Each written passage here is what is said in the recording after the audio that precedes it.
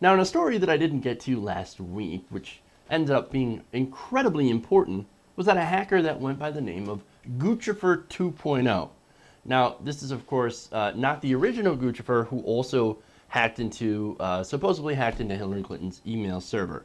Gucciffer 2.0 apparently has taken responsibility for hacking the DNC committee database. Now, what he supposedly revealed by hacking into the DNC server and taking a bunch of information, well, it hasn't been independently verified, right? Now, what he took is a huge amount of documents. Some of it is opposition research on Donald Trump that's been released, as well as DNC donor information and what appears to be collusion, proof of collusion between corporate media and the Clinton campaign and the DNC. Now, a document titled 2016 GOP Presidential Candidates from May 2015, about a month after Hillary Clinton announced her candidacy, shows that the DNC strategy to use the mainstream media to stress Hillary Clinton's positives, while of course feeding information and questions about Republican opponents to try to make them appear in a negative light. This is mainstream media, remember. This is what it reads from the document. Quote, reporter outreach. Working through the DNC and others, we should use background briefings, prep with reporters for interviews with GOP candidates, off-the-record conversation and oppo pitches to help pitch stories with no fingerprints and utilize reporters to drive a message. That's amazing. Look, that's not what reporters are there for, right? No. DNC, you drive your own message. These documents, if they are absolutely legit, then they're devastating. But there's more. The same document calls for using targeted attacks on Republican candidates for the expressed purpose of taking the focus off of questions surrounding Hillary Clinton. Now, Hillary Clinton's had a long career, I should say. She's been in politics for a very, very long time, and she seems to be pretty well hounded by scandals. Now, some of them are bullshit, and we've pointed out the ones that are bullshit, right-wing inventions, and then there are some that make you question, right? There are some that actually have some merit to them, like the home email server at this point. We've got some questions about that, and it has to do with, of course, national security, and with all these purported hacks into not only our home server, but the DNC server as well, get to thinking that maybe a home server really isn't or wasn't that secure, especially regarding documents related to Homeland Security when she was Secretary of State. Now, there's more, right? It says, quote, use specific hits to muddy the waters around ethics, transparency, and campaign finance attacks on HRC. Now remember, this was back in May of 2015. This is about a month after Hillary Clinton declared her intention to run for president. Now, she wasn't the nominee at that point. Now, if a staffer had written that today, okay, it'd be fair, right? She is for all intents and purposes, will probably be the Democratic nominee. But in May of 2015, when she just started running, and they're writing this, saying that we need to muddy the waters around ethics, transparency, and campaign finance attacks on Hillary Rodham Clinton.